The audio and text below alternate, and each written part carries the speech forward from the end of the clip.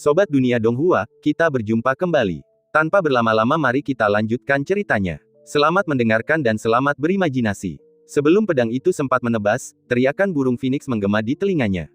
Cahaya di mata Nyonya Bai tiba-tiba meredup. Dalam sekejap, sebilah pedang menebas tenggorokannya bagai pedang lengkung. Pelindung tulang yang melindungi tenggorokannya retak lalu hancur berkeping-keping. Bayangan gelap yang telah menjelma menjadi bilah pedang itu tak berlama-lama, melainkan memeluk Ning Changjiu, membungkusnya, dan menghilang ke dalam kegelapan. Nyonya Bai mendongak dengan acuh tak acuh, menatap ke depan. Pandangannya yang bak cermin memantulkan sesosok, seorang pemuda tampan berpakaian pria, dengan payung merah, pedang panjang, dan kuncir kuda. Burung-burung hitam besar mengapitnya. Zhao Xianger, yang mengenakan gaun putih, telah ditangkap oleh burungnya dan ditarik ke sisinya. Nyonya Bai tak yakin akan identitasnya. Apakah dia, Ning Changjiu? Pikiran Nyonya Bai sedikit kacau saat ini. Ia telah melupakan sebagian besar kejadian, dan hanya stereotip yang ia bentuk tentang mereka selama sebulan terakhir yang tersisa di benaknya. Meskipun tak mampu bereaksi, ia sudah menandai mereka sebagai target kematian saat melihatnya. Nyonya Bai mengangkat pedangnya dengan penuh wibawa, mengayunkan lengannya, dan menebas dengan kecepatan kilat. Zhao Xianger menatap Ning Changjiu, yang mengenakan gaun putih, dengan tatapan jijik dan menariknya ke belakang. Bersamaan dengan itu, ia membuka payung di punggungnya dan membukanya dengan suara keras. Energi pedang menghantam payung, membuatnya sedikit melorot, sementara energi pedang menggesek permukaan payung merah yang miring, menggesek dan berguling. Benturan dahsyat energi pedang menekan payung yang seperti perisai itu, memaksa Zhao Xianger terdorong mundur.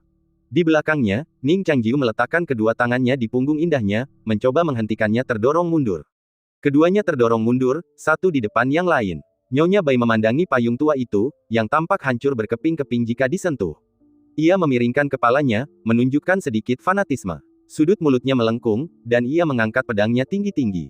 Lintasan jantung pedang itu kebetulan berada di garis tengah payung. Saudari Bai. Di belakangnya, Su Bai telah tersadar. Ia menatap kosong lengan kanannya yang terpenggal dan luka berdarah, giginya bergemeletuk kesakitan.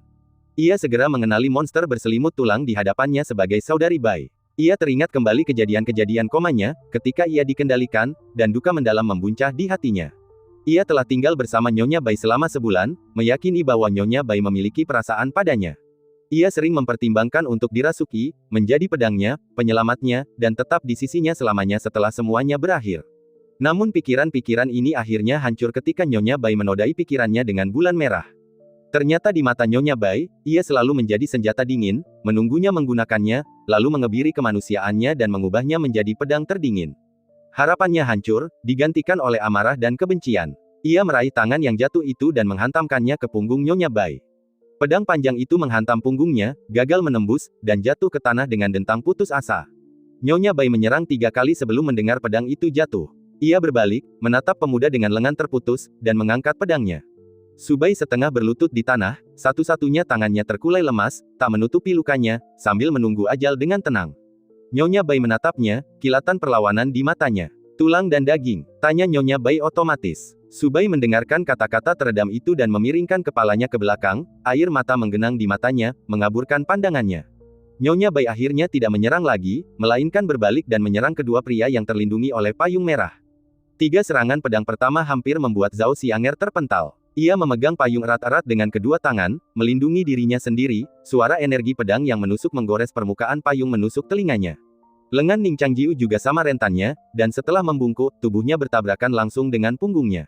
Kemudian, tanpa sadar, ia melingkarkan lengannya di pinggang Zhao Xianger, membantu menstabilkan tubuhnya dan menahan hantaman energi pedang. Pinggang Zhao Xianger sangat sensitif. Dalam keadaan normal, ia tak akan pernah membiarkan siapapun menyentuhnya. Namun, jika Ning Changjiu berani menyentuhnya secara tak sengaja selama bulan menyusui, tak lama lagi jeritan Ning Changjiu akan terdengar dari halaman. Namun saat ini, rasa sakit yang menusuk di lengannya dan rasa sakit dari udara mati yang menggigit kulit dan tulangnya mengalahkan rasa kebas yang ditimbulkan oleh sentuhan di pinggangnya. Ia hanya berteriak pelan, "Lepaskan!" Ning Changjiu mengendurkan lengannya dan berkata, "Ayo pergi." Setelah itu, ia mengambil payung Zhao Xianger dan memegangnya agar Zhao Xianger menghalangi jalan. Zhao Xianger mengangguk, memanggil Jiu Yu, ingin membungkus mereka berdua dan menghilang di kegelapan malam. Bagaimana mungkin Nyonya Bai memberi mereka kesempatan seperti itu? Ia mengangkat pedangnya sekali lagi dengan gerakan terukur, dan tepat saat ia menurunkannya, ia sudah berada di depan mereka. Dengan satu tebasan, ia menghantam payung merah yang lentur itu, menimbulkan suara robekan. Payung yang hampir tak terhancurkan dalam pertempuran-pertempuran sebelumnya, tiba-tiba retak di sepanjang tepinya. Benturan itu hampir menghancurkan tangan Ning Changjiu yang masih menggenggam payung. Zhao Xianger segera meraih tangan satunya dan membawanya pergi ke arah yang berlawanan dengan Nyonya Bai. Mereka tahu bahwa kondisi suci Nyonya Bai tidak akan bertahan lama. Jika mereka bisa menahannya cukup lama, bahkan tanpa campur tangan mereka, tubuhnya akan hancur dengan sendirinya. Setelah Nyonya Bai melompat ke dunia bawah, sisi lain sudah mulai runtuh, miring ke barat menuju posisi Zhao Xianger. Sekarang, Zhao Xianger telah tiba di sisi ini, memutarbalikkan arah kota, menyebabkannya miring ke timur. Jika kemiringan kota melewati batas, segalanya, termasuk Feng Du sendiri, akan hancur. Ning Changjiu berteriak tajam, bersiaplah untuk menebas dunia ini. Zhao Xianger menggertakkan giginya saat serangan pedang berikutnya mendarat. Ia nyaris tak menangkapnya dengan payung merahnya, tetapi benturan itu membuat permukaan payung terguncang hebat, gagangnya berderit. Ia berguling ke tanah, melepaskan sebagian tenaganya, dan akhirnya mendesah lega. Kota ini adalah wilayah Zhao, dan banyak penduduknya masih tinggal di sana. Sebagai penguasa mereka, ia tak akan pernah meninggalkannya kecuali dalam keadaan terdesak. Ia tak akan pernah melakukan apapun yang mungkin mengecewakan ibunya. Gerakan Nyonya Bai tak kenal lelah, setiap tebasan pedangnya bagaikan kuali yang menghantam tanah. Zhao Xianger dan Ning Changjiu terpaksa mundur. Ancaman kematian menyapu tanah bagai badai, muncul dari bawah kaki mereka dan, memanfaatkan daya tahan payung, mengangkat mereka. Dalam momen ketidakseimbang, Nyonya Bai menemukan celah di payung merah yang terlalu kuat untuk dilawan dan menebasnya dengan pedangnya. Zhao Xianger menyadari arah datangnya pedang itu. Ia menghunus pedangnya dan menghunus payungnya, menggunakan bilahnya untuk menajamkan energi pedang. Di tengah suara berdentang, gelombang melingkar menyebar di hadapan mereka. Meskipun Zhao Xianger tidak terluka, angin kencang, di bawah tekanan wilayahnya, membalikkan payungnya, dan ia terhuyung mundur. Sebelum Zhao Xianger sempat menyentuh tanah, ekor panjang Nyonya Bai terayun kencang, menghantam Ning Changjiu dan Zhao Xianger dengan keras, membuat mereka berdua terpental ke sisi lain. Kota itu kembali miring ke barat. Anak laki-laki bernama Ding Lesi itu bersembunyi di kejauhan dan mengamati. Saat itu, angin kencang bertiup, dan tubuhnya yang tergeletak di atap tertiup angin. Saat berguling ke bawah, ia berteriak, kakak dan adik ipar, ayo. Kita harus membunuh penyihir itu. Bang! Tubuh Ning Changjiu adalah yang pertama jatuh ke tanah, dan Zhao Xianger menggunakan pedangnya untuk menusuk tanah, menyeimbangkan diri dan mencegah dirinya tergelincir mundur. Sebuah retakan yang sangat panjang muncul di payung merah di tangannya. Retakan itu membentang dari tepi payung hingga ke tengah, hampir menutupi setengahnya. Dadanya terasa sesak. Setelan pria ini agak ketat untuknya, dan itu membuat dadanya terasa sesak saat ini. Ia menggenggam pedang di tangannya, menatap hantu putih yang berdiri dengan pedang di tubuhnya, dan terus menghitung waktu dalam benaknya. Nyonya Bai tentu saja tidak akan memberi mereka waktu untuk pulih, karena ia sendiri sudah kehabisan waktu. Taji-taji tulang di tubuhnya perlahan memudar, dan mahkota rambut hitam panjangnya mulai membusuk. Aura kematian yang ditimbulkan oleh perubahan ini terus-menerus merangsangnya. Pedang tulang yang menusuk telapak tangannya bersinar dengan cahaya pedang yang lengket. Ia bergerak tiba-tiba, menyeret bayangan pedang cair itu bersamanya saat ia menyerbu ke depan. Kuncian pedang Ning Changjiu, yang telah terbentuk dalam sekejap, terputus dalam sekejap. Semangat juang Zhao Xianger bagaikan darah mendidih. Dengan pedang 9 bulu di tangannya, ia menyerbu ke depan untuk menghadapi pedang Nyonya Bai. Kembalilah, teriak Ning Changjiu, mengulurkan tangan untuk meraih lengan bajunya, tetapi Zhao Xianger terlalu cepat, dan lengan baju itu terlepas dari genggamannya, dan ia tidak dapat meraihnya. Ning Changjiu segera berbalik dan berteriak ke dalam kegelapan, apa yang kau tunggu? Sebuah rintihan terdengar dalam kegelapan.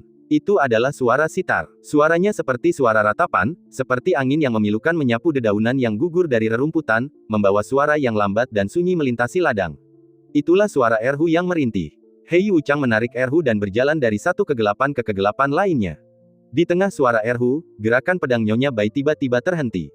Pedang Zhao Xianger, yang seharusnya sedikit lebih lambat, berhasil mengejarnya. Ketika keduanya bertabrakan, niat pedang menjadi seimbang. Zhao Xianger mundur 2 langkah, dan Nyonya Bai juga sedikit bersandar. Nyonya Bai berdiri di tengah suara instrumen dengan pedang di tangan, tampak ragu-ragu. Zhao Xianger ingin terus menghunus pedang, tetapi Ning Changjiu meraih pergelangan tangannya dan berbisik, jalan. Nalarnya kembali, Zhao Xianger menarik napas dalam-dalam, tahu bahwa menghunus pedang saat ini hanya akan membuatnya terbangun lebih awal. Yang harus mereka lakukan bukanlah membunuh Nyonya Bai, tetapi menunda sebisa mungkin. Jiuyu dipanggil, dan itu menyapu mereka ke dalam kegelapan malam. Setelah ragu sejenak, Nyonya Bai akhirnya bereaksi. Ia menatap Hei Wuchang, memetik senarnya dalam kegelapan, dan mendapatkan kembali sebagian ingatannya. Itu kau. 64 tahun yang lalu, ia merangkak keluar dari tumpukan tulang, memasak makanannya sendiri untuk bertahan hidup. Ia datang ke kota ini bersama para pengungsi dan diadopsi oleh seorang cendekiawan muda. Cendekiawan itu jatuh sakit parah, jadi ia memberinya kaldu tulang dari pot pasir hijaunya. Ia sembuh, dan bertanya apa ramuan itu. Ia menjawab dengan jujur. Cendekiawan itu melarikan diri, tak pernah kembali. Ketika ia melihatnya lagi, ia telah menjadi mayat.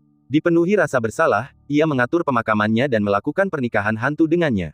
Sejak saat itu, ia menyebut dirinya Nyonya Bai. Hei Wuchang adalah pemain erhu di pemakaman. Setelah pemakaman, ia membunuh semua musisi lainnya. Ketika tiba gilirannya, ia membutakan dirinya dan berlutut di tanah, menyatakan kesediaannya untuk melayaninya mulai sekarang. Dengan demikian, ia selamat dan menjadi Hei Wuchang seperti sekarang ini. Almarhum Hei Wuchang selalu percaya bahwa kehadirannya di mata Nyonya Bai adalah karena bakat dan pengetahuannya, tetapi kenyataannya, itu hanya karena dia, seperti dermawan yang telah mengadopsi Nyonya Bai sejak kecil, adalah seorang sarjana yang putus asa. Hari ini, wajah Hei Wuchang terbuka, memperlihatkan rongga matanya yang cekung, yang menyerupai dua bekas luka besar yang tak sedap dipandang. Apakah kau mencari kematian? Nyonya Bai, yang kini sadar, menyerang dengan pedangnya. Suara sitar memudar, senarnya putus. Tubuh Hei Wuchang langsung terbelah dua, membusuk seperti tanah sebelum lenyap dalam asap dan debu. Kematiannya telah ditentukan sebelumnya, dan dia hanya menukarnya dengan sebuah janji, jika Ning Changjiu dan Zhao Xianger dapat mengubah keadaan, dia akan membiarkan gadis berpakaian sipil itu, yang sekarang menjadi Meng Po, untuk hidup. Dia adalah putri angkatnya, dan mereka telah berbagi banyak cerita, tetapi sekarang, semuanya telah diputus oleh pedang itu. Nyonya Bai tidak dapat lagi mendeteksi jejak tempat persembunyian mereka. Namun, kota itu terus miring. Mengetahui mereka masih di sana sudah cukup baginya. Nyonya Bai mengangkat kepalanya, rahang dan lehernya hampir sejajar. Di tengah angin yang menusuk, bagaikan naga yang muncul dari laut dalam, ia tiba di perbatasan antara Fengdu dan dunia luar dalam sekejap. Ia menatap kota. Ia mencoba menghunus pedangnya, tetapi mendapati pedang tulang dan telapak tangannya telah menyatu. Ia ingin memotong tangannya, tetapi merasa itu tak perlu lagi. Segalanya akan segera membusuk dan musnah.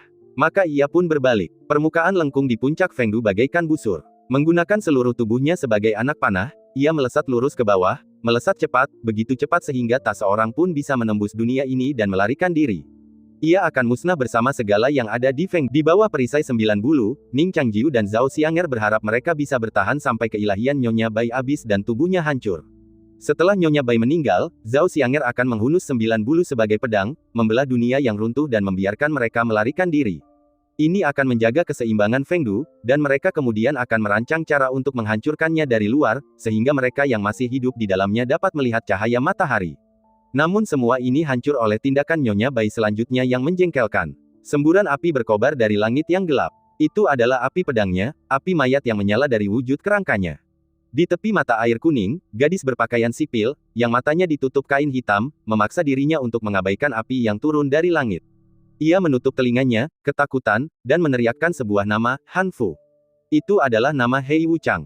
Gadis berpakaian sipil itu mengira hubungannya dengan pria itu hanyalah jembatan yang patah, jembatan panjang yang hancur, yang ditakdirkan untuk bersatu kembali cepat atau lambat. Namun, ia masih belum tahu bahwa arwah ayah angkatnya telah lenyap. Ketakutan akan kehancuran kota yang akan segera terjadi membanjiri segalanya. Bunga-bunga yang tak terhitung jumlahnya bermekaran di celah-celah bebatuan dekat mata air kuning.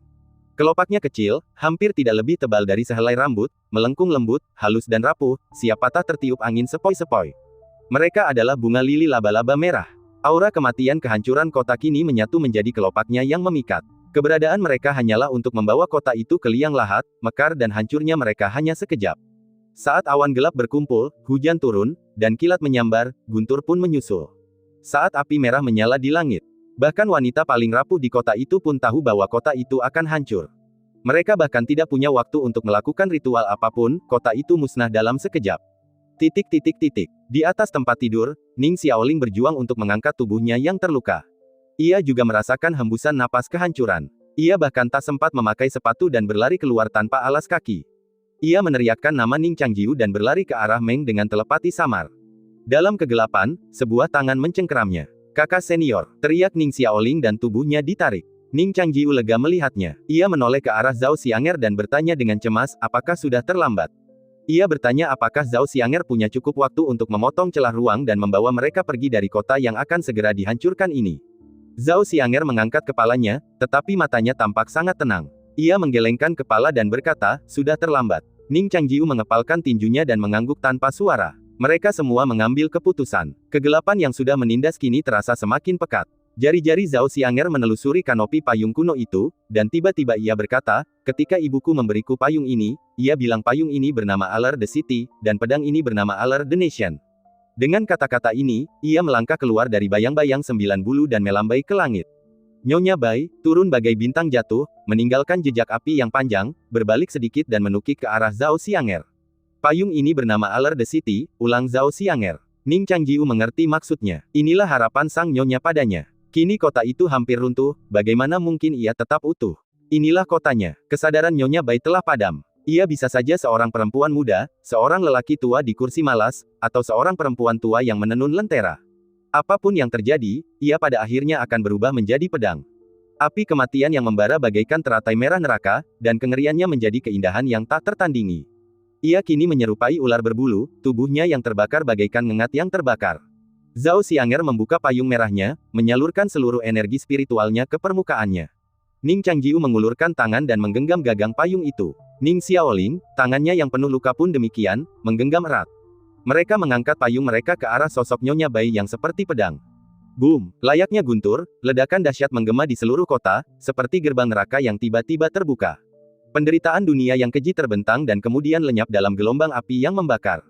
Rumah-rumah di sekitarnya langsung rata dengan tanah oleh gelombang kejut yang dahsyat, penghuninya, hidup atau mati, lenyap dalam sekejap. Di tengah api, tanah amblas beberapa kaki. Payung merah itu tenggelam tajam, dan tidak jelas apakah itu api dingin atau api yang berkobar di permukaannya. Waktu sendiri terasa melambat. Kota itu bergejolak, tanggul mata air kuning retak, dan puing-puing berjatuhan ke sungai, mencair dan hancur dengan cepat. Bunga lili laba-laba merah di dekatnya hancur oleh amukan api, mengakhiri mekarnya yang singkat. Kanopi payung merah itu tetap utuh, tetapi pedang tulang itu telah merobeknya. Bilahnya mengarah ke bawah, merayap ke depan. Seandainya Zhao Xianger mendongak, ia pasti melihat ujung pedang itu terarah tepat ke alisnya. Meskipun mengerahkan segenap tenaga, payung merah itu dengan cepat kehilangan vitalitasnya. Kanopinya semakin menipis, bagaikan selembar kertas jendela, siap ditusuk kapan saja. Saat ajal mendekat, otak manusia seakan berputar cepat, semua gambar yang saling tumpang tindih muncul dalam sekejap, pemandangan cahaya dan bayangan saling bertautan dan berkelebat. Zhao Xianger memperhatikan api yang mengalir deras di balik payung, dan tak kuasa menahan diri untuk mengingat gaun yang menyala di balik lapisan-lapisan kerudung. Ia tahu bahwa ibunya seringkali tidak nyata. Seringkali, ia hanya ditemani bayangan. Bukannya ia tak peduli dengan dunia, melainkan ia tak lagi berada di waktu. 3 tahun yang lalu, seperti biasa, ia sedang menyaksikan matahari terbenam dari kejauhan ketika ia terbangun karena keributan di luar. Gambaran-gambaran memukau dari 3.000 kerajaan barat pecah berkeping-keping di penglihatannya. Dengan geram, ia membuka pintu dan menghajar semua orang. Pria terakhir yang memegang pedang tampak agak tangguh, jadi ia hanya mematahkan sarungnya. Namun, ia tahu dalam hatinya bahwa jika pria itu berani melanjutkan, ia pasti akan membunuhnya. Melihat mereka telah berhenti, ia berkata dari lubuk hatinya, "Aku sedang menyaksikan matahari terbenam bersama Yang Mulia. Mengapa kau menggangguku?" Hari itu, ia kembali ke kamarnya dan ibunya memanggilnya ke balik tirai. Pakaiannya masih kotor karena perkelahian, tetapi ibunya tidak menunjukkan rasa jijik. Ia mengulurkan tangan dan menyentuh kepalanya dengan penuh kasih. Ia akan selalu mengingat perasaan itu. Di balik gaun merahnya yang bermotif rumit, berkibar bagai api yang membara, tangan putih itu bagaikan angin sepoi-sepoi di dunia, dengan lembut mengacak-acak rambut panjangnya. Ia mendongak dan melihat wajah ibunya, wajah yang tak pernah bisa ia ingat. Namun ia selalu mengingat keterkejutan dan keterkejutan yang ia rasakan saat mendongak saat itu, sedemikian rupa sehingga ia bercermin berkali-kali setelahnya dan bertanya-tanya mengapa ia tampak seperti bebek kecil yang buruk rupa padahal ibunya begitu cantik. Kenangan berkelebat di benaknya. Ia membuka matanya, menatap pemuda yang telah berjuang di sampingnya. Ia berbisik, "Ibu, apakah dia tunangan yang ibu pilihkan untukku? Jika iya, mengapa dia tidak datang menemuiku sebelum aku berusia 16 tahun? Jika tidak, mengapa dia terus menggangguku, berlama-lama?" Tepat saat pikiran ini muncul, suara lain tiba-tiba bergumam, "Bagaimana jika ibu sendiri yang memilihnya?" Api yang membara dari payung merah mencapai puncaknya. Zhao Xianger tiba-tiba membuka matanya, tubuhnya terpaksa berlutut. Ia menggertakkan gigi, tubuhnya gemetar, pakaian prianya yang gagah berkibar tertiup angin. Ia menatap tajam ke depan, ujung pedang mengarah langsung ke alisnya, semakin mendekat, seolah-olah dapat menembus payung dan menembus kepalanya di saat berikutnya. Batu bata dan ubin di tanah telah lama hancur menjadi debu. Ia menggertakkan giginya, suaranya hampir tercekat di sela-sela giginya, "Oh, aku sendiri yang memilihnya. Apa seleraku seburuk itu?" Ning Changjiu juga mengingat banyak hal. Ia mengenang tahun-tahun kultivasinya di kuil Tao kecil itu. Ia teringat kakak perempuan tertuanya, yang akan memberinya buah kastanya saat memasuki gerbang gunung. Ia teringat kakak laki-lakinya yang kedua, yang sikapnya yang santai mampu menenangkan gunung dan lautan dengan pedangnya. Ia teringat kakak laki-lakinya yang ketiga, yang setiap ayunan pedangnya bagaikan lukisan yang indah. Ia teringat kakak perempuan keempatnya, yang sering pergi dari gunung, menghabiskan sepanjang tahunnya menyendiri memburu iblis. Ia memikirkan lebih banyak lagi. Ia juga teringat para pelukis dan pengrajin kota Dahe di bawah kuil, wanita tua yang gila, dan gadis berkulit hitam yang mencari nafkah dengan memancing. Gadis kecil itu sering memberinya ikan tangkapannya, memintanya untuk melepaskannya di kolam pelepasan kuil untuk mengumpulkan pahala. Adegan terakhir berakhir di usianya yang ke-16, ketika ia duduk di tepi tebing sepanjang sore, memandangi lautan awan dan membayangkan tunangannya yang jauh. Kakaknya pernah berkata bahwa gadis itu luar biasa cantik, mengingatkan pada pesona masa kecil kakak tertuanya. Ning Changjiu sangat mengagumi kakak tertuanya, jadi ucapan ini tidak membuatnya tergerak. Sebaliknya, ia merasa bahwa menerima surat nikah itu akan dianggap tidak sopan. Maka hari itu, ia melipat surat nikah itu dan mengembalikannya kepada kakak seniornya. Dan kini, di usianya yang ke-16, tunangannya, yang dulu hanya ada dalam hayalan dan penyesalannya, kini berada tepat di depan matanya. Mereka menghunus pedang yang sama, menahan pukulan yang sama. Mereka bisa melihat kelelahan, keringat, niat membunuh yang membara, dan tekad yang tak tergoyahkan di wajah masing-masing. Zhao Xianger tidak tahu, tapi ia tahu bahwa Ning Changjiu adalah tunangannya. Ia merasa ia pasti mencintainya. Kecuali malam ketika ia melihatnya di kamar tidurnya setelah bangun dari koma, ia tak pernah benar-benar menghabiskan waktu bersamanya dengan damai. Bahkan sekarang, selama sebulan, mereka hanya tinggal satu kamar terpisah, dan setiap hari adalah rutinitasnya dihantam beberapa pukulan lalu dijepit ke tanah. Meskipun itu semua bagian dari rencananya, mereka terus-menerus berjalan di ambang hidup dan mati, sangat kontras dengan kehidupan mereka yang damai dan tenang sebelumnya. Tekanan luar biasa dari payung memaksanya, Zhao Xianger, dan Ning Xiaoling berlutut. Ning Xiaoling adalah yang terluka paling parah. Setelah jatuh berlutut, ia terhuyung-huyung, nyaris tak mampu memegang gagang payung. Ning Changjiu memegangnya dengan kuat. Tenaganya terkuras dengan cepat. Ia menatap Zhao Xianger, berpikir jika mereka mati di sini bersama hari ini, mereka akan dikubur bersama. Sebelum ia meninggal, ia akan menceritakan semuanya, meskipun Zhao Xianger tidak mempercayainya. Mereka berlutut saling berhadapan, menggenggam gagang payung erat-erat. Mereka membuka mata dan saling memandang, masing-masing menyadari bahwa mereka berada di ujung kekuatan mereka. Namun pedang itu terus menembus, kobaran api tak menunjukkan tanda-tanda akan padam. Mereka hampir yakin bahwa bahkan kematian mereka sendiri pun tak akan cukup untuk melawan setengah kekuatan pedang itu. Lebih parah lagi, keilahian Nyonya Bai juga terbakar dalam api neraka teratai merah. Meskipun ia tetap menjadi pedang, ia kembali menjadi Nyonya Bai.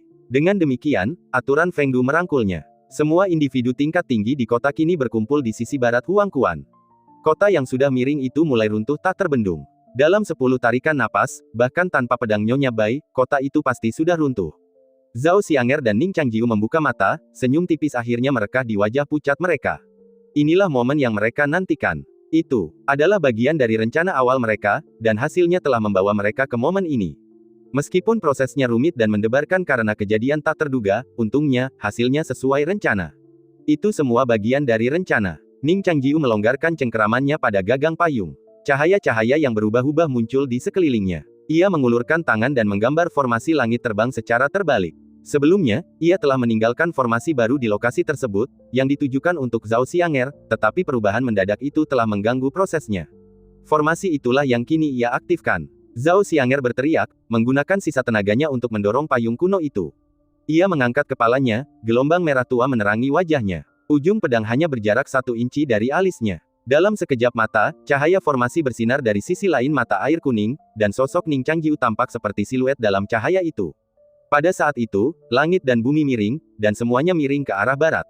Sebelum kehancurannya, Fengdu akan berusaha menyelamatkan diri, mencari wadah di kota timur, mencurahkan seluruh kekuatannya ke dalamnya, berusaha untuk sementara menjaga keseimbangan dan mencegah kehancurannya sendiri.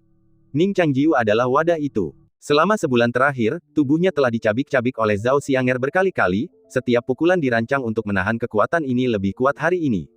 Ia mengerti bahwa tubuhnya juga terbelenggu rantai, mengunci wilayah kekuasaannya. Di kehidupan sebelumnya, ketika ia memasuki biara, kakak perempuannya telah menjatuhkannya dengan kastanya. Namun di kehidupan ini, ia tak punya pilihan selain mengandalkan dirinya sendiri. Selama sebulan di Fengdu, semua usahanya telah membawanya ke momen ini. Ia akan menggunakan kekuatan seluruh kota untuk melepaskan diri dari rantai yang membelenggu tubuhnya. Kegelapan antara langit dan bumi mengalir deras ke dalam dirinya. Ia membuka matanya, menatap api di sisi lain, pada malam yang gelap gulita. Seluruh tubuhnya tampak tercabik-cabik menjadi potongan-potongan yang tak terhitung jumlahnya. Di dalam dirinya, sesuatu yang familiar menerobos segalanya dan meraung keras. Ia meraung bersamanya. Ia mengulurkan tangan, menunjuk ke langit, matanya berkobar dengan cahaya keemasan murni. Dunia ini, tanpa bulan, membutuhkan matahari merah, memancarkan cahayanya yang tak terbatas untuk menghancurkan semua kegelapan. Sekarang ia melihat matahari itu. Di dalam lautan Qi-nya, istana ungu akhirnya terbuka, menampakkan matahari, berbingkai emas dan bersinar dengan kecemerlangannya yang tak terbatas. Itu adalah jiwa bawaannya, cahaya yang bersinar menembus malam yang panjang. Dunia bagaikan mangkuk hitam pekat, terbalik di atas kota. Kegelapan bagaikan lautan yang tak tertembus, dan angin dingin, bagaikan gelombang pasang, menyapu langit dan bumi. Dosa dan keindahan kematian bagaikan bunga lili laba-laba merah yang mekar di tepi sungai mata air kuning, kembali ke kegelapan setelah memamerkan pesonanya yang memukau. Di sebelah barat kota, api pedang yang luas masih mengepulkan api yang berkobar. Kanopi payung merah sebagian besar telah hangus, memperlihatkan ratusan cabang pohon yang rapuh dan seperti kerangka. Zhao Xianger mendongakkan kepalanya. Ujung pedang telah menembus alisnya, meninggalkan jejak cairan merah darah yang mengalir menuruni dahinya, mengalir di wajahnya yang halus bak bunga lili salju, dan berputar-putar di sudut bibirnya. Ia mengerucutkan bibirnya, dan warnanya berubah menjadi warna kelopak bunga musim semi. Dan di belakang Nyonya Bai, dalam kegelapan tak berujung, seberkas cahaya keemasan bersinar. Ia terbit dari utara kota Linhe dan jatuh ke selatan, jejaknya bagai pasir dan air yang mengalir di tengah kota. Di tengah kegelapan tak berbatas, cahaya keemasan yang ramping itu tampak semakin menyilaukan.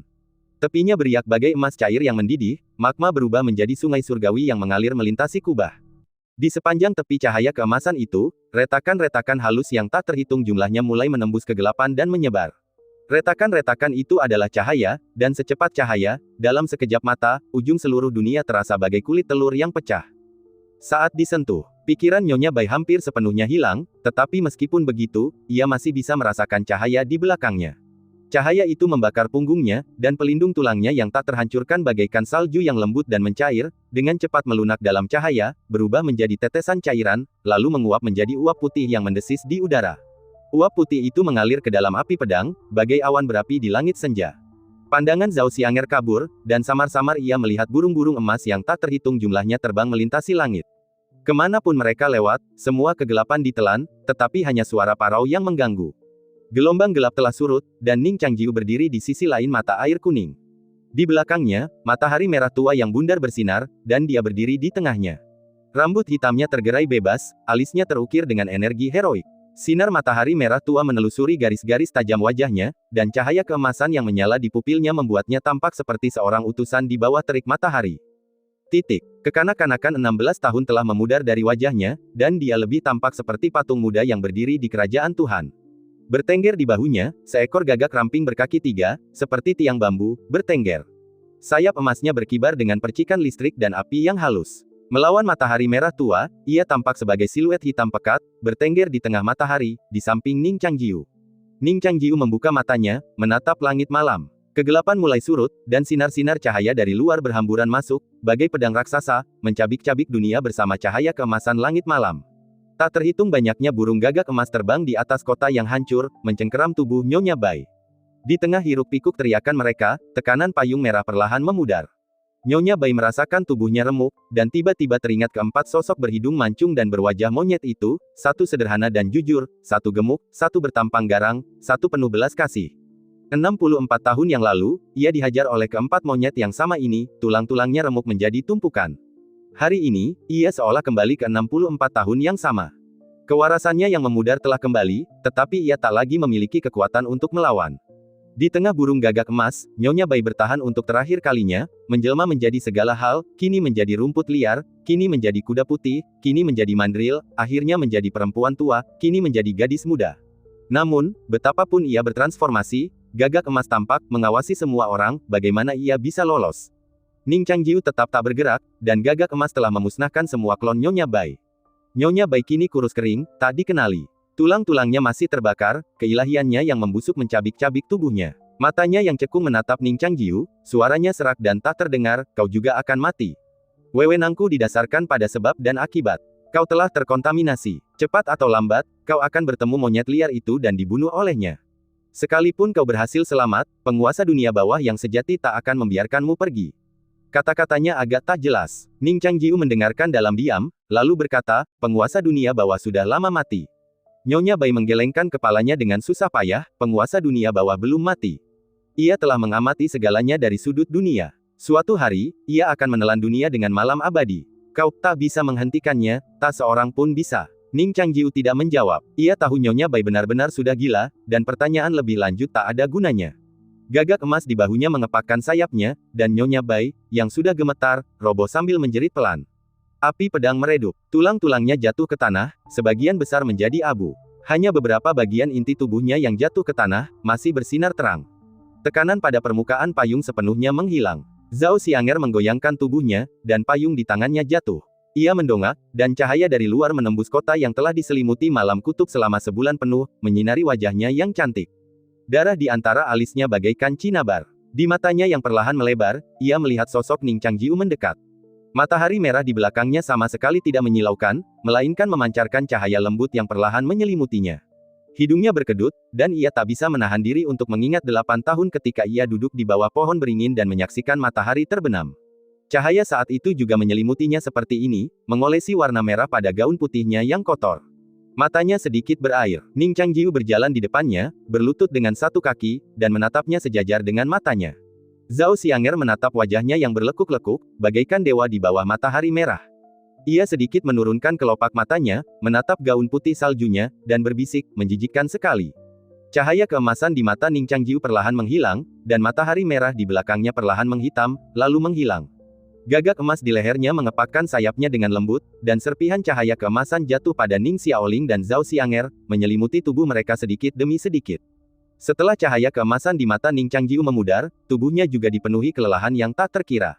Ia mencondongkan tubuh ke depan, menyentuh alis Zhao Xianger dengan jari-jarinya, dan menyeka darah darinya. Zhao Xianger ingin menghindar, tetapi ia tak berdaya. Ia memelototi Ning Changjiu, ingin mengatakan sesuatu yang mengancam, tetapi Ning Changjiu, entah sengaja atau tidak, mencondongkan tubuh ke depan seolah kelelahan, dan bertabrakan dengan tubuhnya, seolah memeluk. Tangan Ning Changjiu menekan punggungnya yang agak kurus, benar-benar memeluknya. Zhao Xianger mengerutkan kening, bibirnya yang merah darah bergetar, menunjukkan ekspresi samar dan tidak senang. Lepaskan, lepaskan aku. Ia mengatakan ini, tetapi kepalanya bersandar lembut di bahu Zhao Xianger, rambut panjangnya tergerai di leher dan kepakaiannya, menggelitiknya seperti napas lembut seorang gadis muda. Malam yang panjang telah berakhir, dan secercah cahaya yang telah lama hilang menyinari kota yang bermasalah ini. Banyak ubin biru, yang masih tertutup salju, berkilauan di bawah sinar matahari. Saat itu akhir musim dingin, dan langit serta bumi masih terasa dingin, seolah-olah salju terakhir akan segera turun. Seekor gagak emas terbang ke dalam ingatan Ning Changjiu, dan seekor gagak emas memenuhi gulungan-gulungan ingatannya.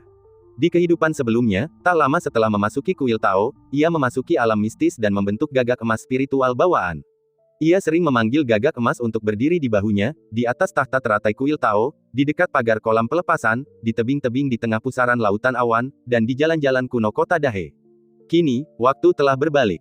Di dunia ini, di usia 16 tahun, ia belum membentuk jiwa bawaannya. Oleh karena itu, di dunia ini, jiwa bawaannya belum ada sebelum hari ini, dan ia tak dapat mengingat apapun yang tidak ada. Namun kini, ia akhirnya berhasil menembus ambang alam misterius. Pembuluh darah spiritual di dalam tubuhnya, yang dulunya menyerupai reruntuhan perang, telah menjadi kompleks dan halus di bawah pengaruh gagak emas yang memelihara, berkilauan dengan cahaya keemasan yang redup dan tipis. Gagak emas telah muncul dari mitologi, menjadi entitas nyata di dunia ini, dan kekosongan dalam ingatannya telah terisi secara alami. Ia mengingat begitu banyak. Ingatannya terpancar jauh ke dalam hatinya. Dalam gambar yang tak terhitung jumlahnya, burung emas itu telah hinggap di bahu Ning Changjiu, bagaikan segel yang menandatangani gulungan.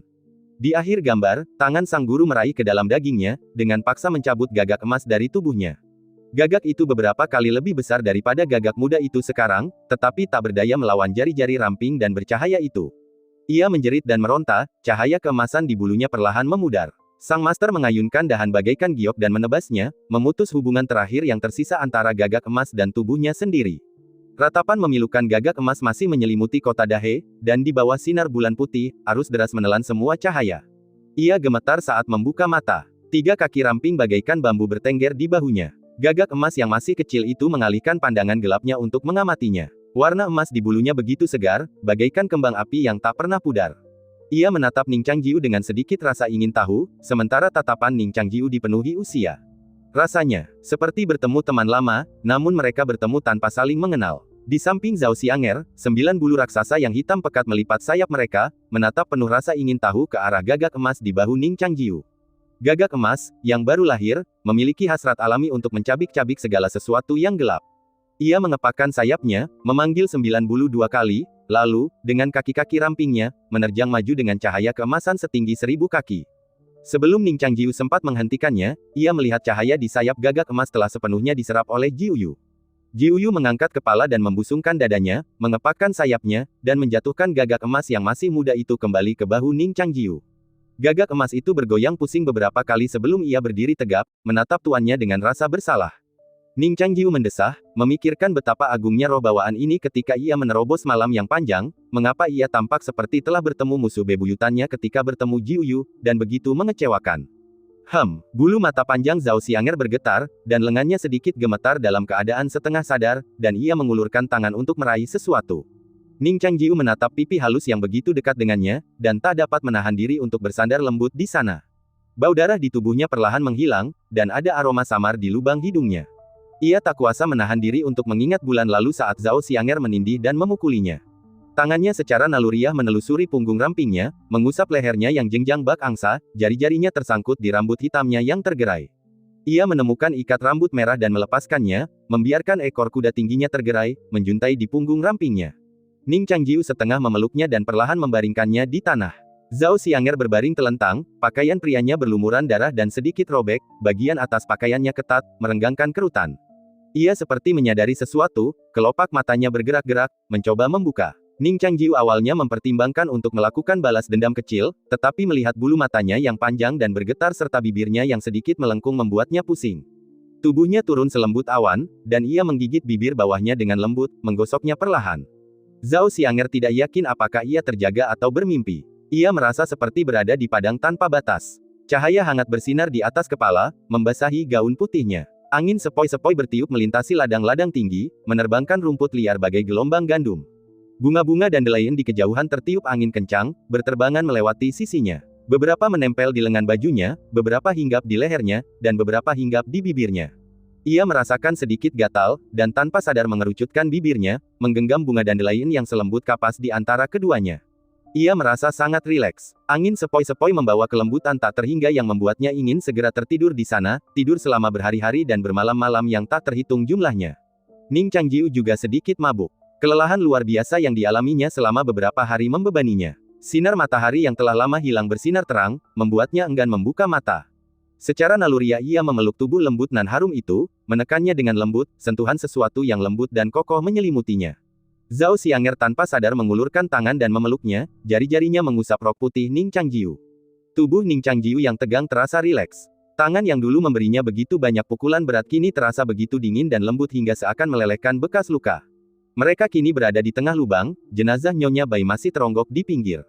Ning Changjiu tahu ia harus berusaha tetap terjaga, menyelamatkan diri, dan membantu Zhao Xianger dan adik perempuannya menyembuhkan luka mereka, seperti yang telah dilakukannya sebulan yang lalu.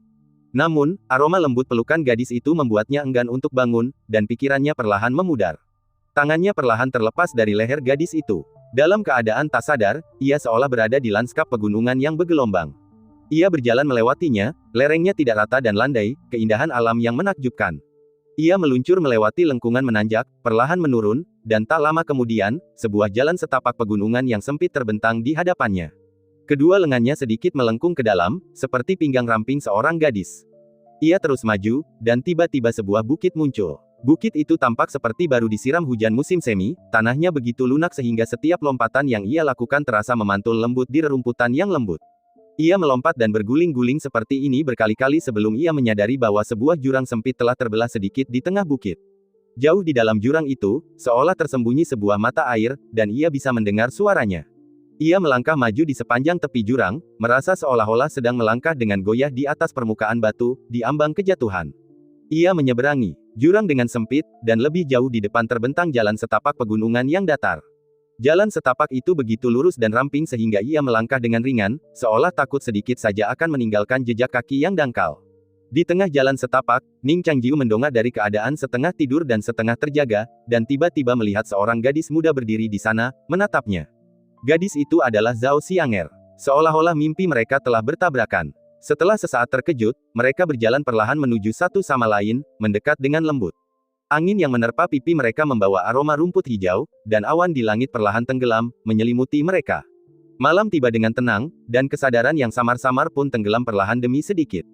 Kelopak mata Zhao Xianger dan Ning Changjiu berkedut bersamaan, lalu perlahan membuka mata. Pandangan mereka segera menyelimuti satu sama lain yang berada tak jauh. Entah sudah berapa lama waktu berlalu, mereka hanya merasa sekeliling terasa sangat redup. Apakah sudah malam? Mereka berpikir begitu, lalu mengangkat kepala sedikit, dan menyadari bahwa kegelapan di sekitar mereka tidak tepat, itu adalah Jiu Yu yang membentangkan sayapnya lebar-lebar untuk melindungi mereka. Zhao Xianger mengangkat alisnya sedikit, dan menyadari bahwa mereka sedang berpelukan.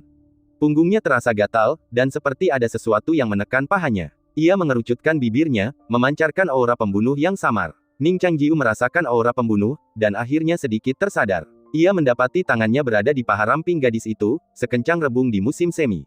Ia teringat mimpinya, perbukitan dan jurang yang bergelombang dalam mimpinya membuatnya agak bingung.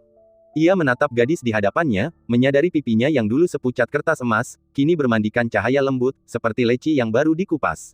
Bibir merahnya lembab, butiran-butiran bibirnya yang tipis dan cemberut berkilau samar, dan lekukan giginya yang samar terlihat di sela-sela bibirnya. "Kau, ada apa dengan kami?" tanya Zhao Xianger lembut. Tak satu pun dari mereka tahu mengapa mereka berbaring bersama, masih setengah berpelukan. Wajah mereka tampak sangat dekat dalam kegelapan, tetapi kegelapan yang diciptakan oleh 9 bulu membuatnya sulit untuk melihat dengan jelas. Ning Changjiu berbisik, "Nyonya Bai sudah meninggal." Wajah Zhao Xianger terasa sedikit panas, dan ia berkata dengan sedih, "Aku tahu, aku tidak menanyakan itu." Ning Changjiu tak mampu menjawab pertanyaannya dan menggelengkan kepalanya, "Aku juga tidak tahu, aku hanya pingsan." Zhao Xianger sebelumnya telah mengerahkan seluruh tenaganya untuk menerima pedang Nyonya Bai yang jatuh dari langit, dan kekuatan spiritual yang tersimpan di lautan Qi-nya hampir menguap. Saat itu, seluruh tubuhnya terasa sakit dan ia tak bisa mengerahkan tenaga apapun. Ia hanya menggerakkan bibirnya sedikit dan berkata, "Lepaskan." Kondisi Ning Changjiu lebih baik daripada Ning Changjiu. Meskipun ia telah menghabiskan banyak energi untuk menerima pedang itu, umpan balik setelah memasuki kondisi misterius itu membuat semangat dan kekuatannya sedikit pulih, tetapi ia tetap menggelengkan kepalanya dan berkata, "Aku tidak punya tenaga." Zhao Xianger menarik napas dalam-dalam, mencoba menggerakkan tubuhnya sedikit ke belakang, dan berkata, "Ada apa dengan gagak emas itu?" Ning Changjiu berbisik, "Sudah kubilang kota ini kekurangan matahari. Aku selalu merasa bahwa akulah matahari itu. Inilah bagian terpenting dari rencananya." Ning Changjiu berkata bahwa jiwa bawaannya dapat menerangi malam yang panjang. Entah kenapa, Zhao Xianger juga mempercayai pernyataan misterius tersebut. Maka, sebuah rencana dibuat untuk menemukan cara menempatkan Zhao Xianger dan Nyonya Bai di satu sisi kota, sehingga mengganggu keseimbangan Feng Du.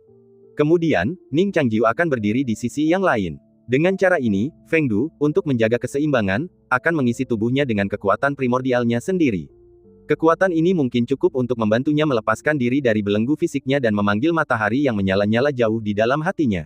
Rencana ini, karena ketidakpastiannya, awalnya berada di peringkat terakhir, tetapi di tengah dunia yang terus berubah, rencana ini menjadi satu-satunya tujuan akhir. Dan ia benar-benar meninggikan matahari, mengubah malam yang panjang menjadi hari yang baru. Zhao Xianger berkata lembut, "Kau luar biasa." Ning Changjiu berkata, "Yang mulia juga." Zhao Xianger mendengarkan pujiannya, terdiam beberapa saat, lalu berkata lembut, "Lepaskan. Aku belum kembali ke istana selama sebulan. Mereka pasti akan mengirim orang ke kota Linhe untuk mencariku. Sebelumnya mereka tidak bisa masuk, tapi sekarang gerbang kota seharusnya terbuka. Jangan biarkan mereka melihat." Ning Changjiu berkata, "Tidak apa-apa, Jiu Yu melindungiku, tidak ada yang bisa melihatku, apalagi di pesta ulang tahun hari itu, mereka semua tahu kau adalah aku." "Diam!" teriak Zhao Xianger dengan jelas, berpikir bahwa mereka jelas baik-baik saja, tetapi sekarang Jiu Yu melindungi mereka, ia merasa semakin ia mencoba menutupinya, semakin jelas terlihat. Ia meronta sedikit dan berkata, "Jika kau tidak melepaskannya, setelah lukamu sembuh, aku akan memukulmu hingga berlutut dan memohon ampun." Gagak emas Ning Changjiu memang kuat, tetapi ia hanya berada di tingkat Suan saat ini.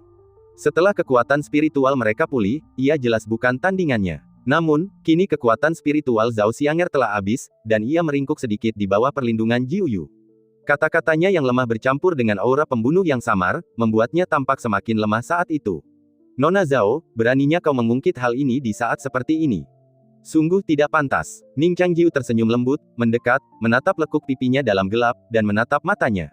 Zhao Xianger menggigit gigi peraknya pelan. Ia memang sedikit tidak percaya diri saat itu, tetapi bagaimana mungkin harga dirinya membuat Zhao Xianger menundukkan kepala. Ia mengenakan pakaian pria saat itu, dan ia memiliki ketangguhan dan kepahlawanan yang maskulin. Ia berkata, jika kau berani bicara terlalu banyak lagi, aku akan mematahkan kakimu dan melemparkanmu ke kursi Nyonya Bai. Nanti, kau bisa membeli sangkar untuk menampung gagak emasmu, dan kau bisa menghabiskan masa pensiunmu di negara bagian Zhao bersama burung itu.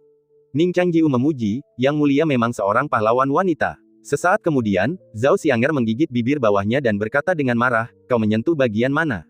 Rasa malu di hatinya membuat Zhao Xianger tak sanggup menahannya lagi.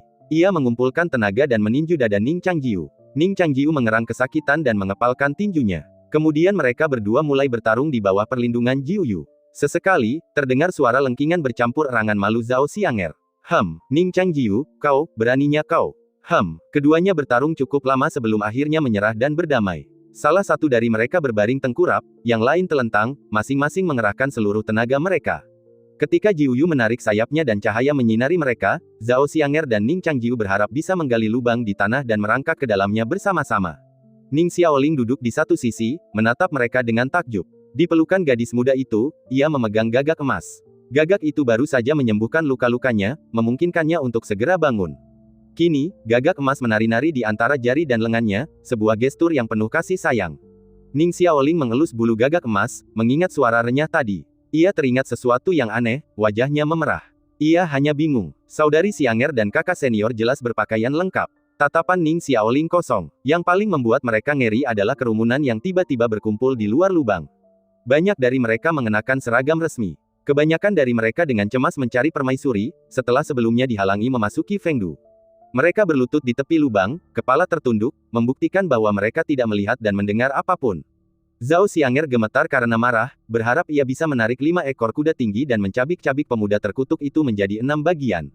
Ning Changjiu juga memegangi dahinya. Ia mengintip melalui jari-jarinya dan melihat sesosok berdiri di antara kerumunan yang berlutut.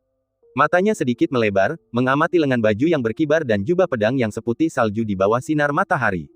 Aura dingin dan acuh tak acuh itu bagaikan salju yang tak mencair di puncak gunung. Sosok itu, dengan pedang di tangan, berjalan ke arahnya menembus kerumunan. Ning Changjiu memiringkan kepalanya dan berpura-pura pingsan. Para menteri yang berlutut di tepi lubang raksasa itu mungkin tak mendengar keributan itu dengan jelas, tetapi Lu Jiajia, dengan pengalaman kultivasinya selama bertahun-tahun, memiliki pendengaran dan penglihatan yang tajam, dan suara-suara pertempuran yang samar terdengar sangat jelas. Telinganya yang sebening kuning keemasan sedikit memerah di bawah sinar matahari. Setelah ragu sejenak, ia berjalan melawan cahaya, dengan pedang di tangan. Ning Xiaoling, yang memegang gagak emasnya, sangat gembira melihat Lu Jiajia. Ia bergegas menyapanya, membungkuk, Xiaoling menyapa guru, yang sudah lama tak kutemui. Lu Jiajia mengusap kepalanya, wajahnya melembut, ekspresinya dipenuhi kelegaan dan kegembiraan.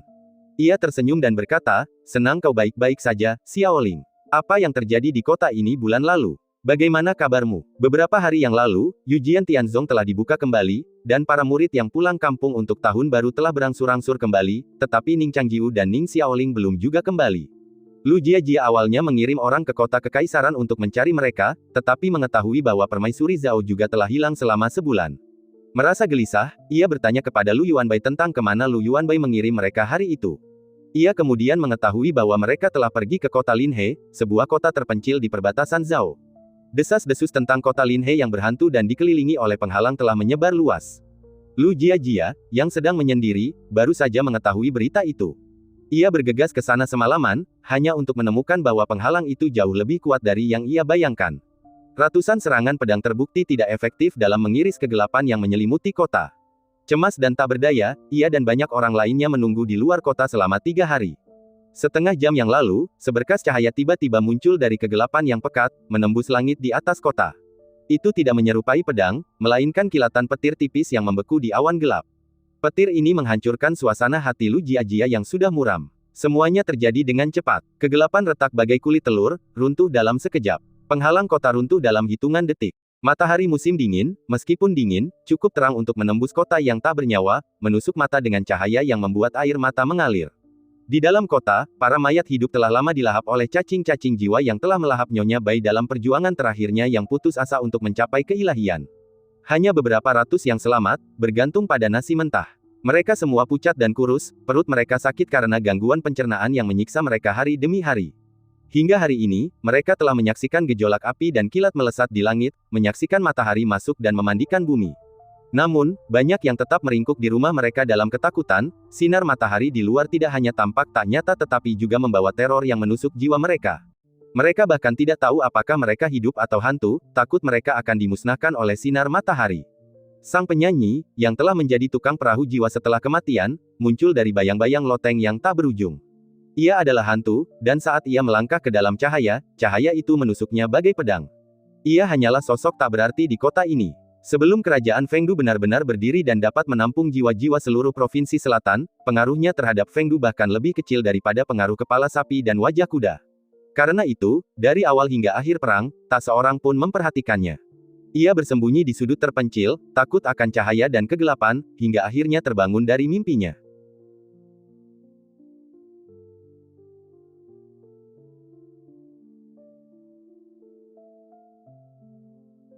Ia teringat hari ketika ia jatuh dari gedung sebulan yang lalu. Rasa sakit kram akibat tusukan belati di perut bagian bawahnya membawa gelombang penyesalan, tetapi keberanian untuk mati akhirnya mengalahkannya. Kini, keputusasaannya memberinya keberanian baru. Ia bersenandung lembut dan melangkah maju dengan langkah anggun. Angin musim dingin bertiup, dan aku minum di atas perahu, mendekap separuh perahu yang berisi es dan salju. Senja bagaikan air, membasuh riasan merahku. Dalam mimpi-mimpi negeri lama, dengan siapakah aku dapat berbagi kebencianku yang terpendam? Ia bernyanyi lembut, dan kecantikannya memudar tertiup angin. Titik titik titik. Titik titik titik. Lu Jiajia membawa Ning Changjiu dan Zhao Xianger yang tak sadarkan diri pergi dengan dalih penyembuhan, dan, dituntun oleh Ning Xiaoling, kembali ke rumah tua tempat mereka tinggal selama sebulan. Bekas pedang penghancur kota milik Nyonya Bai baru saja mencapai jalan di depan rumah. Rumah-rumah dan dinding halaman di depan rumah runtuh bagai gandum ditabrak roda mobil, sebagian besar hancur menjadi debu. Bahkan di bawah sinar matahari, debu-debu halus masih terlihat jelas bergulung-gulung di tanah. Memasuki halaman, Lu Jiajia menurunkan kedua orang itu dan memperingatkan mereka, tidak ada orang lain di sini, jadi berhentilah berpura-pura. Sesaat kemudian, Ning Changjiu dan Zhao Xianger membuka mata, saling berpandangan, lalu segera mengalihkan pandangan. Zhao Xianger, khususnya, tampak tegang, dan amarah di matanya mengancam akan meledak. Ning Changjiu masih merasakan sakit yang tajam dan menusuk di kepalanya. Ia menggosok alisnya, merenungkan apa yang baru saja terjadi. Ia merasa bersalah karena telah bertindak terlalu jauh. Ia membuka mulutnya, kata-kata permintaan maaf tertahan di bibirnya, tetapi melihat ekspresi dingin Zhao Xianger, ia menelannya kembali. Ia membungkuk kepada Lu Jiajia dan berkata, "Salam, Guru." Lu Jiajia menatapnya dari atas ke bawah, alisnya berkerut. "Pakaian Anda." Ning Changjiu kemudian teringat bahwa ia masih mengenakan gaun putih. Ia teringat adegan agung saat ia memanggil roh bawaan sebelumnya. Adegan itu, dipadukan dengan gaun putih ini, tiba-tiba terasa sangat aneh. Meskipun Zhao Xianger juga mengenakan pakaian pria, ia terlihat sangat tampan dan anggun mengenakannya, sangat berbeda dari pakaian wanitanya sendiri. Ia menghela napas dalam hati, berpikir bahwa jika bukan karena tekanan, ia tidak akan pernah menyetujui rencana seperti itu. Namun kini, setelah pertempuran itu, bahkan sebelum ia sempat berganti pakaian, ia telah terlihat dalam kondisi seperti ini oleh begitu banyak orang. Ia menarik ujung rok putihnya dan menundukkan kepala tanpa daya. Kelihatannya bagus. Lu Jiajia tak tahu harus berkata apa, jadi ia memujinya. Ning Changjiu ingin melarikan diri ke bawah tanah, ia memegang dahinya dan tidak menjawab. Lu Jiajia menatapnya dengan pikiran yang rumit. Ia tidak tahu persis apa yang terjadi, tetapi ia teringat adegan di mana Jiuyu melindungi mereka tadi, dan ia merasa semakin aneh. Ia menatap Zhao Xianger dan berkata, "Nona Zhao, kembalilah ke kamarmu dan istirahatlah. Aku akan datang untuk merawatmu nanti dan menyembuhkan lukamu." Zhao Xianger berkata dingin, "Tidak perlu." Setelah itu, ia mengerucutkan bibirnya, berbalik, dan pergi tanpa melihat Ning Changjiu. Lu Jiajia menghela napas, menatap pemuda bergaun putih itu dengan ekspresi sedikit bersalah, dan bertanya, "Ada apa?" Ning Changjiu berpikir sejenak, lalu berkata, "Guru, Anda salah paham. Kami benar-benar tidak melakukan apa-apa tadi. Kami sedang merayakan kematian Nyonya Bai, di bawah 9 bulu, tos. Dan gaun ini." Lu Jiajia memejamkan mata, tak ingin mendengarkan penjelasannya yang canggung. Ia mengulurkan tangan dan mendorong pintu, berkata dengan nada kesal, "Kemarilah." Ning Changjiu dan Ning Xiaoling mengikuti mereka masuk. Ning Xiaoling menarik lengan baju kakak seniornya, memelototinya dengan marah, dan berkata dengan suara rendah, "Jangan membuat guru marah lagi." Di dalam, ekspresi Lu Jiajia melunak drastis. Mungkin karena retretnya selama sebulan, ia tampak lebih kurus. Penantian panjang di luar kota telah menambah sedikit kelelahan di wajah cantiknya, bagaikan anggrek di lembah terpencil yang ternoda debu dunia. Lu Jiajia menatap mereka, beban berat terangkat dari hatinya, raut wajah damai yang langka. Ia menatap burung gagak emas berkaki 3 di pelukan Ning Xiaoling, berseru pelan, dan bertanya, apa ini? Ning Xiaoling kemudian menyadari bahwa ia masih memegang burung itu. Ia buru-buru berkata, ini burung milik saudaraku. Setelah itu, ia melempar burung itu, dan gagak emas mengepakkan sayapnya dan terbang kembali ke bahu Ning Changjiu. Ning Changjiu mengelus sayap emas tipis gagak emas dan berkata, inilah roh bawaanku.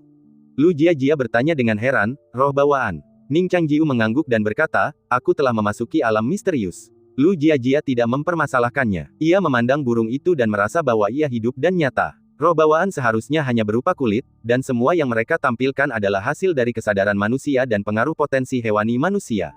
Mereka seharusnya tidak begitu hidup. Ning Changjiu melihat keraguan di hatinya dan menggelengkan kepalanya, aku tidak tahu keberadaan macam apa itu. Lu Jiajia menatap gagak emas dan bertanya, roh bawaan pada dasarnya tidak lengkap dan perlu dipulihkan secara bertahap melalui latihan. Di mana letaknya, tidak lengkap. Lu Jiajia memandangnya dan merasa bahwa ia hampir tidak bisa dibedakan dari gagak emas berkaki 3 dalam mitologi. Ning menatap burung di bahunya cukup lama, mengingat kembali kehidupan sebelumnya, berpikir sejenak, lalu berkata, mungkin burung ini tidak cukup besar. Mata Lu Maimaki Yusui yang panjang sedikit menyipit, dan hawa dingin yang singkat muncul. Ia mengangguk pelan. Meskipun hatinya bingung, ia sepertinya tidak ingin melanjutkan topik itu lagi. Ia bertanya, apa yang terjadi di kota ini bulan ini? Ning Changjiu dengan kasar menceritakan apa yang terjadi bulan ini, sementara Ning Xiaoling terus menyela dan menambahkan beberapa detail, seperti adegan ketika Ning Changjiu dipukuli. Jadi, Lu Marsal sesekali tersenyum dalam ekspresi gugupnya. Setelah mendengarnya berbicara tentang kecerdasan dan keberaniannya dengan Nyonya Bai, Lu Marsal mendesah pelan. Apakah ini begitu berbahaya lagi? Tanya Lu Marsal. Ning Changjiu berkata, jika Nyonya Bai berhasil membangun kerajaan dewa, dia dapat segera memasuki 5 jalan. Jika dia benar-benar membangun 10 istana Yama lengkap seperti yang awalnya dibayangkannya, dia bahkan mungkin mencapai 3 alam paralel dalam legenda dan langsung naik. Lu Jiajia juga merasa semuanya agak tidak nyata.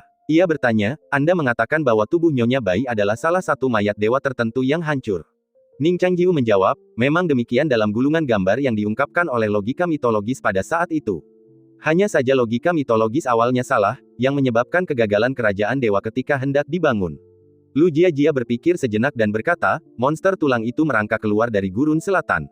Ning Changjiu mengangguk dan berkata, guru juga tahu tentang itu. Lu Jiajia mengenang, saya pernah mendengar beberapa hal dari guru saya sebelumnya, dan ada beberapa catatan dalam kitab suci sekte, tetapi saya tidak tahu banyak. Saya hanya mendengar bahwa memang ada jurang di tengah gurun selatan. Jurang itu disebut tanah pemakaman tulang. Ada air terjun hitam tak berujung di tepi jurang. Konon, jika seseorang melompat ke dalam jurang dan terus jatuh, air terjun itu pada akhirnya akan kembali ke tepi. Tidak ada yang tahu apa yang ada di dalamnya. Ning Changjiu, yang hanya tahu sedikit tentang alam liar Nanzu, bertanya, apakah Nyonya Bai merangkak keluar dari jurang?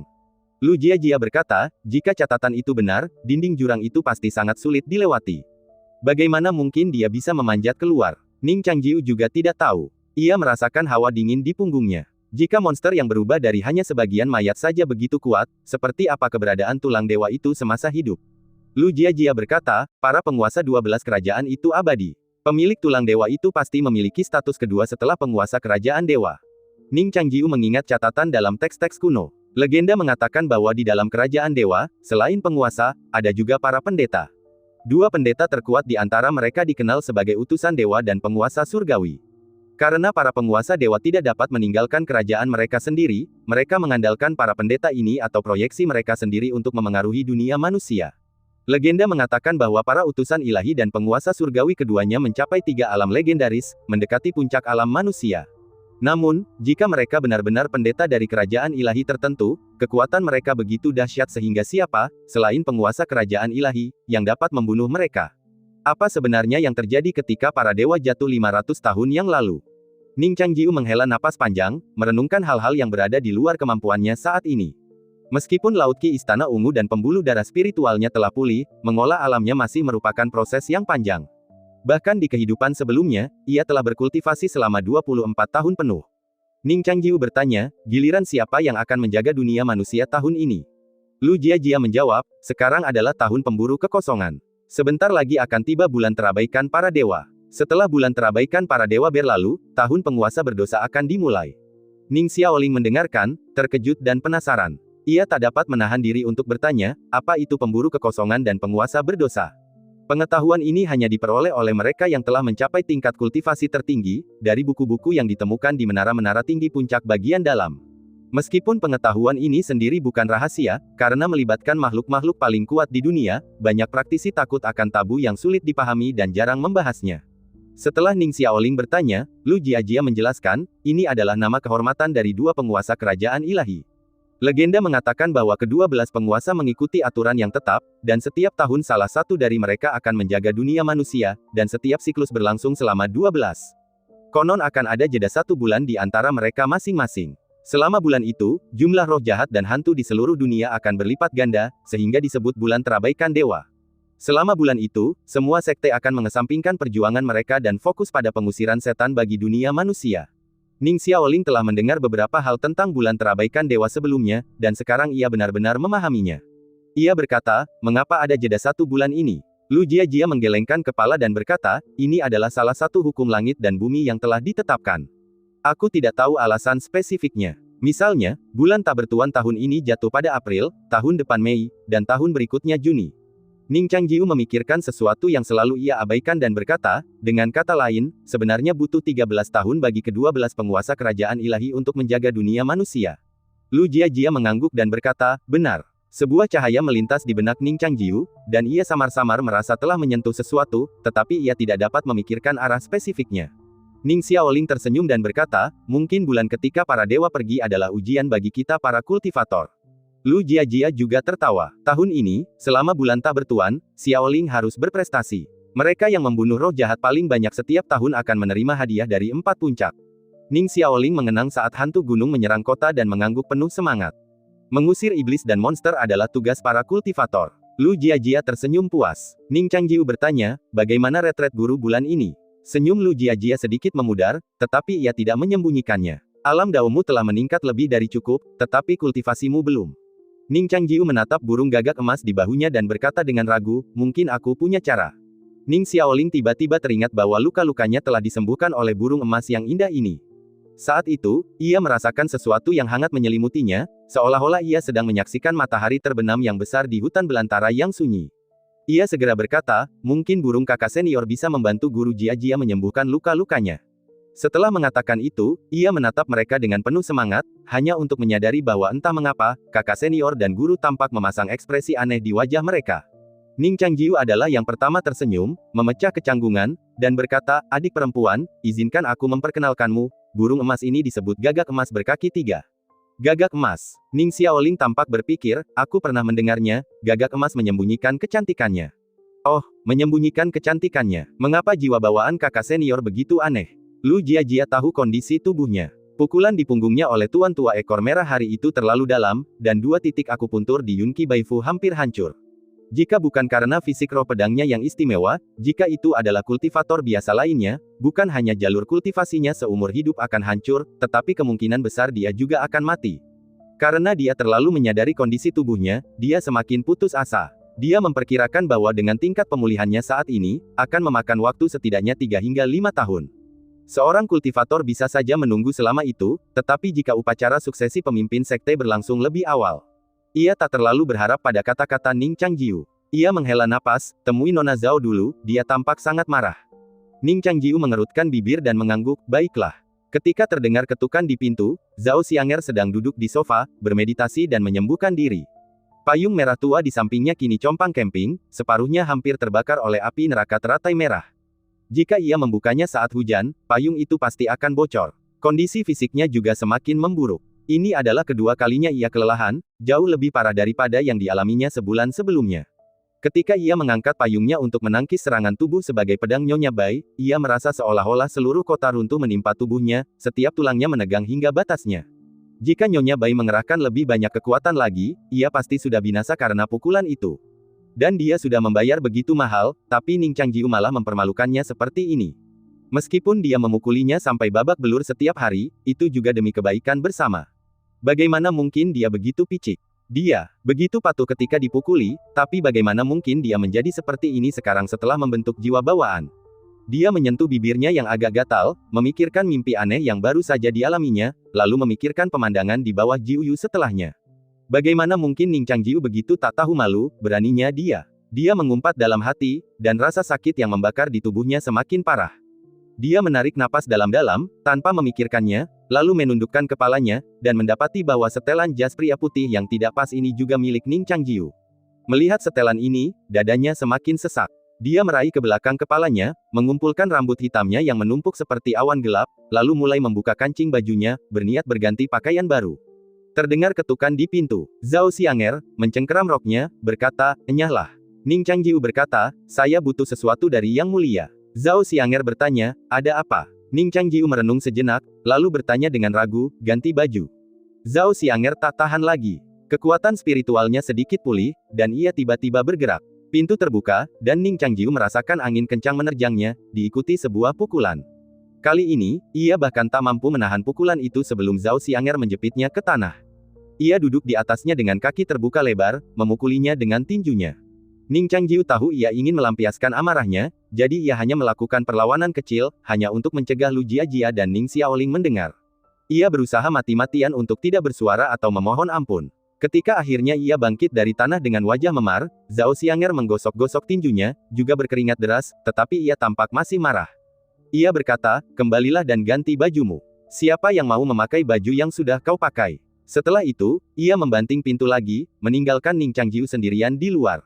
Ning Changjiu tak berdaya. Ia menggunakan kekuatan spiritualnya untuk menghapus luka-luka luarnya, tetapi pulang dengan tangan hampa. Ia berjalan ke ruang kerja. Sesaat kemudian, Ning Xiaoling juga berjingkat masuk dan bertanya, "Bagaimana kabar kakak seniorku?" Ning Changjiu menghela napas, "Mengapa kau tidak pergi dan membela kakak seniorku?" Ning Xiaoling mengerucutkan bibirnya dan berkata, "Kakak Xianger begitu galak sekarang, aku tidak berani pergi." Ning Changjiu tidak berkata apa-apa. Ia mengambil pena dan tinta, membentangkan selembar kertas, dan mulai menulis. Ning Xiaoling terus bertanya, "Kakak, bagaimana kau membuat kakak Xianger marah? Apa yang kau lakukan di bawah Jiuyu?" "Itu, aku jelas mendengar bahwa itu adalah hal yang sangat membahagiakan. Mengapa kakak Xianger bereaksi begitu keras? Kakak senior, apakah itu masalahmu?" Petik 2. Ning Changjiu meratap, "Adik perempuan, apakah kau dirasuki monster? Mengapa kau mengatakan hal-hal yang menyakitkan seperti itu?" Ning Xiaoling berkata, "Saudari Xianger adalah tunanganmu. Dia adalah ibu dari kakak laki-lakiku. Tentu saja aku mengkhawatirkanmu." Ning Changjiu dengan hati-hati menulis sebuah paragraf, mengeringkannya, lalu melipatnya, dan berkata, "Gadis berambut kuning, kenapa terburu-buru? Dengarkan kata-kata gurumu dan berlatihlah dengan tenang." Ning Xiaoling mendengarkan rangkaian klise ini dan merasa kehilangan semangat. Ia bertanya, "Kakak laki-laki, apa yang kau tulis?" Ning Changjiu berkata dengan tenang, "Zhao Xianger itu terlalu suka menindas. Aku menantangnya. Aku ingin mengajaknya bertarung dan membalaskan rasa maluku sebelumnya." Larut malam, Zhao Xianger, yang sedang bermeditasi dan mengatur napasnya, kembali terganggu oleh ketukan di pintu. Alisnya terangkat. Kemarahannya sebagian besar telah mereda, tetapi sekarang, melihatnya berani berkunjung larut malam, pastilah dia punya niat buruk. Ia dengan marah berkata, "Apakah kau di sini untuk bunuh diri lagi?" Kali ini, ia tampak sangat bijaksana dan hanya menyelipkan secari kertas melalui celah pintu. Zhao Xianger berjalan ke pintu dan membungkuk untuk mengambilnya. Awalnya ia ingin membakarnya, tetapi setelah ragu sejenak, ia membukanya dan melihatnya. Matanya sedikit menyipit, dan ia dengan lembut membaca kata-kata di kertas itu, "Surat permintaan maaf." Dan cerita pun berakhir, nantikan cerita selanjutnya. Terima kasih telah mendengar.